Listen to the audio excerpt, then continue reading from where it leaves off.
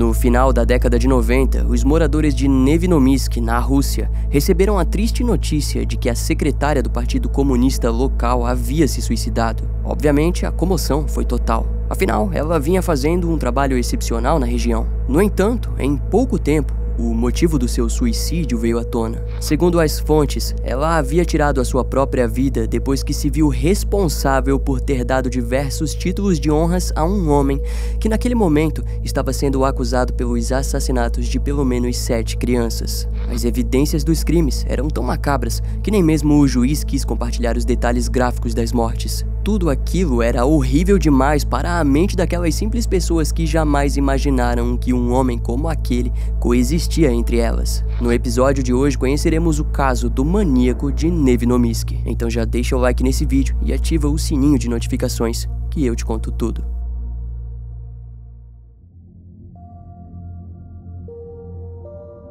Um garoto chamado Alexander Nesmeyanov tinha 15 anos quando desapareceu. Os seus familiares e a polícia da cidade de Nevinomysk cobriram uma área enorme de busca. A comunidade, comovida pelo desaparecimento do garoto, o qual conheciam, decidiu participar ativamente das buscas, incluindo colegas e professores. O caso ocorreu em novembro de 1973, momento no qual desaparecimentos de crianças não eram tão comuns na região, fazendo com que a polícia acreditasse que Alexander houvesse fugido por conta própria. Na época do seu desaparecimento, o garoto havia recém-entrado em um clube para meninos chamado Chergy, e esse tal grupo pertencia ao professor Anatoly Slivko, um verdadeiro amante de filmes e um incentivador nato para as crianças de Nevinomysk. O homem costumava fazer diversos projetos com as crianças e os pais delas o adoravam. Eventualmente, as buscas por Alexander mobilizaram a criação de pôsteres, que foram espalhados ativamente pelo próprio Anatoly e seu grupo de crianças. Porém, o caso acabou se tornando um mistério,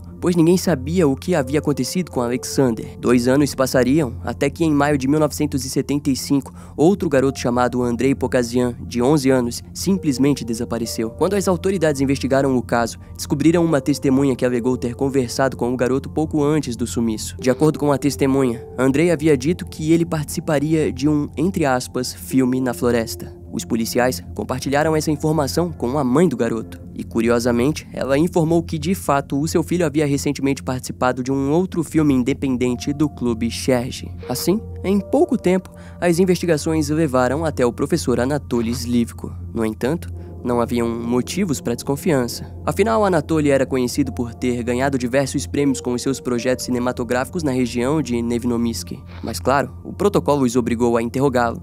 Mas nada suspeito foi revelado na breve conversa que tiveram com o professor. Exceto que Andrei Pokazian realmente fazia parte do seu clube. Anatoly alegou fielmente que não havia relação com o estranho e repentino desaparecimento do garoto. Assim, como no caso de Alexander Nesmeyanov, desaparecido 2 anos antes, o caso de Andrei foi eventualmente esquecido e arquivado. No decorrer dos anos seguintes, nenhum novo caso de desaparecimento foi relatado e as coisas permaneceram normais. Foi então que, em 1980, o garotinho Sergei Fatniev, de 13 anos, desapareceu. A investigação foi curiosa, pois ele era conhecido na região por ser muito ativo no clube Chergy e costumava ser visto ao lado do professor Anatoly. A diferença é que, estranhamente, não foi encontrado nenhum vestígio de Sergei. Ele parecia ter evaporado sem qualquer testemunha. Então, 4 anos depois, outro adolescente de apenas 15 anos, chamado Vyacheslav Kovistchik, desapareceu na região de Nevinomysk, mas ele não possuía nenhum tipo de conexão com Anatoly. No ano seguinte,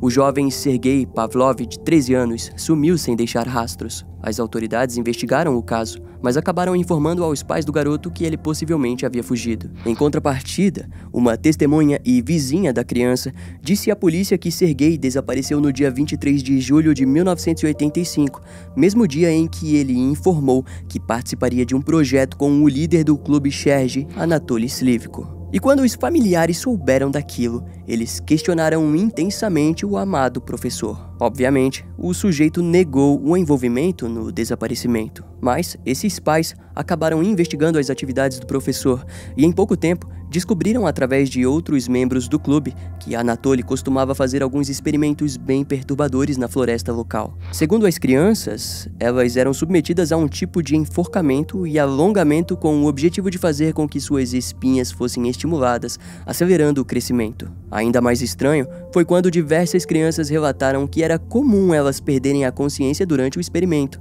que era sempre registrado pelas câmeras de Anatoly. Naquela altura, ninguém poderia imaginar que Anatoly Slivko na verdade escondia horrores inimagináveis. Conforme as evidências eram encontradas no caso do desaparecimento de Sergei Pavlov, o caso foi transferido para as mãos da promotora Tamara Languyeva. Ao analisar as pistas e o padrão dos desaparecimentos, ela logo percebeu a estranha e nítida presença do professor Anatoly e seu clube de filmes. Quando os parentes das crianças desaparecidas foram interrogados, todos eles informaram que era comum participarem de filmes caseiros do professor, algo que acontecia com o consentimento dos adultos. O clube foi investigado, mas nenhum vestígio de algo ilegal foi encontrado. À primeira vista, tudo parecia apenas uma breve coincidência. Entretanto, quando as crianças começaram a ser ouvidas, todas elas relataram os experimentos de enforcamento. Alguns membros antigos compartilharam que sofreram um tipo de perda de memória, possivelmente causada pela perda de consciência durante o ritual dos filmes. A promotoria acreditava que, na verdade, as crianças eram postas a um fio de morrerem quando eram reanimadas pelo professor,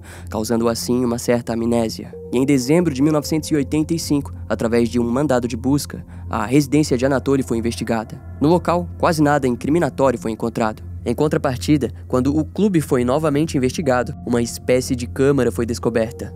E lá, várias facas, machados, rolos de corda e mangueira de borracha foram encontrados. Junto aos itens, várias fotografias e filmes retratando enforcamentos foram confiscados. Mas sem dúvidas, as piores evidências foram as gravações mórbidas de momentos de desmembramentos de crianças. As imagens pareciam inacreditáveis, mas fato é de que no clube os sapatos e botas dos meninos desaparecidos também foram encontrados, indicando assim a autoria macabra de Anatoly no assassinato daquelas pobres crianças. Nas filmagens, Anatoly aparecia serrando os pés das crianças ainda vivas, como também ateando fogo em seus corpos. Após o sujeito ser preso, ele estranhamente perdeu o seu comportamento amigável e se apresentou como um homem extremamente perturbado. Em pouco tempo, os moradores e familiares dos desaparecidos souberam dos detalhes macabros. Por pouco mais de 20 anos, Anatoly Slivko havia estabelecido um ritual diabólico com os meninos da região. Cerca de 40 vítimas foram feitas e registradas. Todas elas foram fotografadas, filmadas e tiveram os seus corpos desmembrados. Os vestígios foram queimados pelo assassino, que destruiu as roupas e até mesmo várias das filmagens de suas vítimas. Entretanto, as mais recentes tinham sido mantidas pelo criminoso, que as utilizava para gratificação sexual. Os sapatos das vítimas, por outro lado, eram sempre mantidos como troféus. Através de diários, Anatoly também registrou cada um dos seus experimentos, descrevendo o grau de excitação e elaborando novas fantasias para elevar ainda mais o grau de excitação sexual. Os investigadores perceberam que o longo tempo sem matar indicava que o criminoso conseguia se suprir por meses ou anos, mas em algum momento ele precisava que os novos estímulos fossem produzidos. Em outras palavras, novos experimentos. Anatoly Slivko é aquilo que alguns anos mais tarde seria chamado de assassino por luxúria, uma espécie de criminoso que retira o prazer na dor, sofrimento e humilhação de suas vítimas. Entre os registros encontrados, as autoridades observaram a perturbadora filmagem do corpo de Sergei Fatniev sendo desmembrado e depois reorganizado diante as câmeras. E quando questionado pelo motivo de ter feito aquilo, Anatoly respondeu que fez para que pudesse se satisfazer sexualmente mais tarde. Os envolvidos naquele caso tiveram de conceber a existência de um homem como ele, que não possuía nenhum tipo de remorso, repulsa ou vergonha pelos seus atos desumanos. Anatoly era a essência mais sombria do termo assassino em série, algo que só seria visto novamente quando Andrei Chikatilo surgiria para se tornar o estripador da floresta. E até aquilo não acontecer, os horrores cometidos pelo professor maníaco assombraram a Rússia por anos. Durante o intenso e perturbador interrogatório, os investigadores descobriram que o sadismo de Anatoly se originou por volta de 1961, quando ele tinha os seus 20 e poucos anos. Naquele período, o criminoso morou com a sua irmã na região de Stavropol Krai, ao sul da Rússia. Lá, ele conseguiu um emprego de engenheiro de telefonia. Sua vida era monótona e Anatoly não tinha grandes expectativas para o futuro. Entretanto, tudo mudou quando, em meados de 1961, ele testemunhou um acidente que mudaria para sempre a sua história. Anatoly estava andando pela cidade quando viu um motociclista bêbado atropelar um grupo de pedestres. Entre eles, havia um jovem menino que usava um uniforme do movimento Jovens Pioneiros. E para um melhor contexto, esse movimento tinha o objetivo de criar uma organização comunista com apenas jovens soviéticos. Os Jovens Pioneiros surgiram depois que um número em massa de escoteiros deixou a Rússia por não concordarem com o governo soviético, resultando no desaparecimento do escotismo como normalmente conhecemos. Mas, desse modo,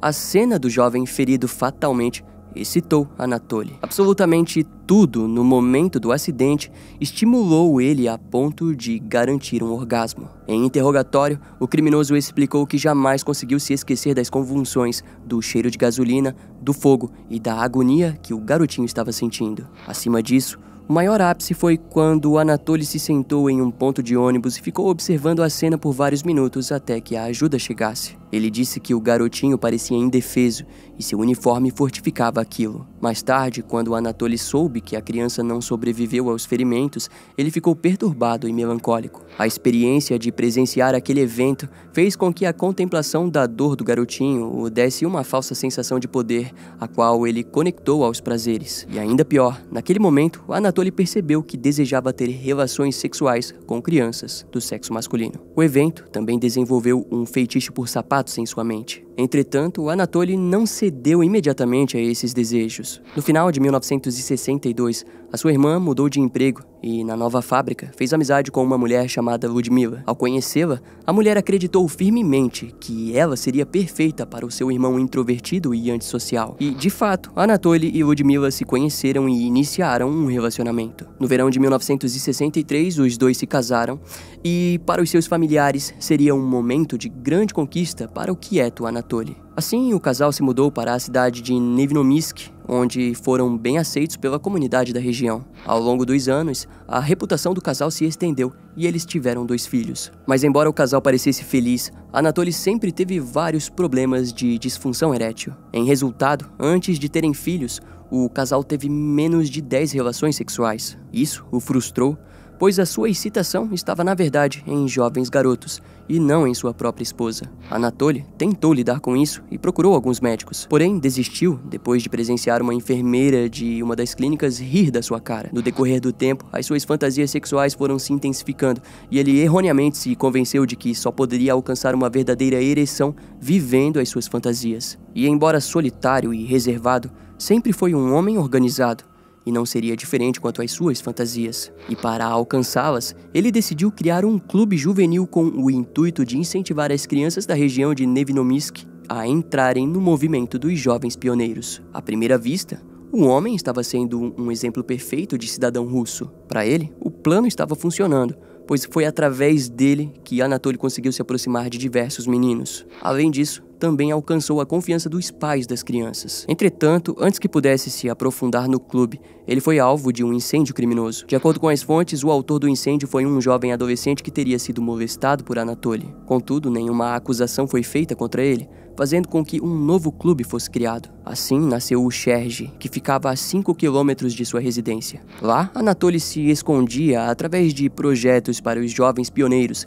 que em boa parte eram filmes. Naquela época e naquela região, era difícil para os pais darem atenção aos seus filhos. Assim, os familiares acreditavam que as crianças estavam em um lugar inovador e que os afastaria de problemas sociais. No clube, Anatoly costumava levar os garotos para longas caminhadas e escaladas. Elas duravam dias e ocorriam em lugares afastados. Os jornais locais se admiraram com o serviço que ele estava fazendo naquela região. Até mesmo o Partido Comunista Russo o parabenizou pelos seus esforços em educar, moralizar e entreter os jovens. No início dos anos 70, ele foi entrevistado e levado para vários programas diferentes. Assim, em meados de 1977, Anatoly recebeu o título de deputado da Câmara Municipal, como também o título de professor homenageado da União Soviética. E toda essa atenção, influência e poder o fizeram se sentir acima de qualquer um. Sua máscara social escondeu os horrores de maneira repulsiva. Naquela altura, Anatoly já havia conquistado um padrão de ataques sexuais. Pelo menos 1 ou 2 vezes por ano, ele focava em um único garoto do seu clube. Anatoly sempre escolhia crianças de 11 a 15 anos, nunca alguém acima de 17. Ele ganhava a confiança completa de sua vítima e a convidava para um experimento na floresta. Segundo o professor, o experimento seria a encenação de um guerrilheiro sendo executado por soldados nazistas. O processo era todo gravado e registrado. Normalmente, a criança se divertia com a atuação e não percebia que havia perdido a consciência, a ponto de Anatoly precisar ressuscitá-las. Por anos, aquele tipo de atitude o satisfez, e a cada novo ato ele intensificava, chegando ao ponto de comprar uniformes novos dos jovens pioneiros para os enforcamentos. Ele falava para a criança não comer antes das filmagens, para que ela não acabasse vomitando e se afogasse. Anatoly engraxava os sapatos e no momento do enforcamento anestesiava os jovens com a inalação de éter. E após pôr a corda em volta do corpo do jovem desacordado, ele tirava suas roupas e botava o corpo em posições sugestivas. Esse padrão de molestamento durou 22 anos, resultando em 43 vítimas, sendo 7 delas mortas. Porém, algo mudaria em 1964, quando em uma das gravações ele pegou o menino desacordado e começou a desmembrá-lo ainda vivo. Devido à inalação de éter, a criança não acordou. Sua primeira vítima tinha sido feita no dia 2 de junho de 1964. De acordo com o criminoso, a morte aconteceu sem querer, depois que ele não conseguiu reviver Nikolai Dobrychev, de 15 anos. Fato é que a morte supostamente acidental fez com que um novo tipo de excitação surgisse dentro de Anatoly. Os enforcamentos não fatais simplesmente perderam o poder de fornecê-lo prazer. Ele agora estava decidido a matá-los. Depois que Nikolai foi morto, ele desmembrou o corpo e jogou os pedaços no rio Kuban, para em seguida destruir as imagens que gravou do ato. O único item que Anatoly guardou foi o sapato do garoto. Em maio de 1965, a sua segunda vítima foi Alexei Kovalenko, e a partir daqui, ele guardaria todos os registros do enforcamento, abuso e desmembramento. Na época, Alexei foi dado como desaparecido pelos seus familiares, mas o caso foi esquecido depois que as autoridades garantiram que ele havia fugido. E aquele erro fatal nas investigações renderia mais de 7 assassinatos cometidos em 11 anos. Voltando para a linha temporal onde Anatoly foi preso, ele foi confrontado pelas evidências e rapidamente confessou 7 assassinatos e 36 enforcamentos não fatais. Ele não poupou palavras ao culpar a sua frustração sexual pelos crimes. Inicialmente, Anatoly acreditou que apenas ao guardar as fotografias e filmagens dos enforcamentos seria o bastante, mas tudo mudou quando os homicídios se iniciaram. Gradualmente, o tempo para cada um dos crimes diminuiu, demonstrando que ele estava cavando cada vez mais fundo. O criminoso explicou que com o tempo aprendeu aquilo que chamou de lições valiosas, de como destruir qualquer evidência que o conectasse aos assassinatos, como roupas e objetos das vítimas. Antes do julgamento, muito se foi falado sobre a juventude do assassino, onde o seu comportamento desviante e sua inadequação social era notável. Fatores esses que veremos agora. Anatoly nasceu por volta do ano de 1938, numa época em que a pobreza fazia com que os lares familiares fossem decadentes. O seu pai era um alcoólatra violento e as brigas eram constantes. Para piorar, Anatoly sempre foi uma criança muito doente e sofria de longos momentos de insônia. Todos esses fatores fizeram com que ele se desenvolvesse como um jovem solitário. A infância do assassino foi apresentada como triste, instável e de extrema fome. Ao longo da sua juventude, ele presenciou as atrocidades causadas pela Segunda Guerra Mundial e principalmente pela invasão nazista na União Soviética. Durante os momentos de bombardeios, onde crianças e adultos se escondiam em diferentes lugares para sobreviverem, Anatoly era julgado e evitado por conta da sua aparência desnutrida e degradante. Em uma conversa com o psiquiatra da prisão, ele disse se lembrar nitidamente do dia em que presenciou os restos mortais mutilados de uma mulher empilhados juntos a um cavalo morto. Na puberdade, Anatoly se viu como homossexual e notou dificuldade em manter uma ereção. Aquilo o envergonhou ao ponto de conter sua verdadeira sexualidade, como também o tornou um homem frustrado e sem habilidades sociais ou autoestima. Em 1956, ele foi reprovado em uma prova para conseguir uma bolsa na Universidade Estadual de Moscou, fato que o fez iniciar a busca pela vida militar. No entanto, dentro das bases militares, ele era frequentemente alvo de zombaria por sua personalidade retraída. 4 anos depois, o exército soviético previu que Anatoly se tornaria um homem fraco e o dispensou por problemas de saúde. Depois disso, ele foi morar com sua irmã, onde daria os seus primeiros passos para se tornar um assassino em série. E agora, retomando a nossa linha do tempo, onde Anatoly está preso, antes do julgamento começar, de fevereiro e março de 1986, Anatoly levou as autoridades até os restos desmembrados de suas vítimas. Dos 7 assassinatos, 6 corpos foram encontrados. As autoridades apenas não conseguiram localizar os restos que foram jogados no rio Kuban, em 1964, quando ele fez sua primeira vítima. Anatoly foi acusado pelos 7 assassinatos, 7 acusações de abuso sexual e 7 acusações de necrofilia. Em junho de 1986, diante o tribunal, o criminoso alegou inocência e a defesa corajosamente informou que os assassinatos foram acidentais. Entretanto, diante as provas,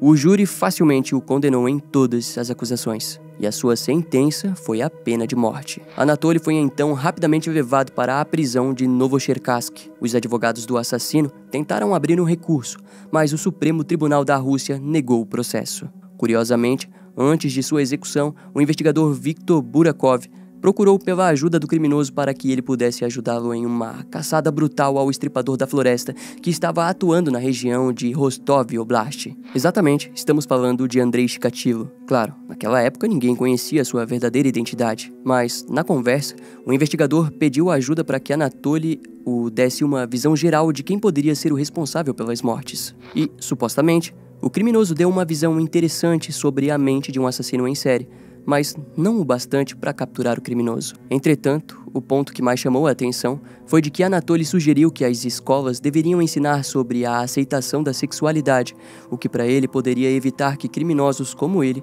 surgissem dentro da sociedade. Algumas horas antes de ser executado, no dia 16 de setembro de 1989, Anatoly Slivko deu suas últimas informações de quem poderia ser o assassino. Depois disso, ele foi levado até o final do corredor da morte e posto dentro de uma sala à prova de som na prisão de Novocherkassk.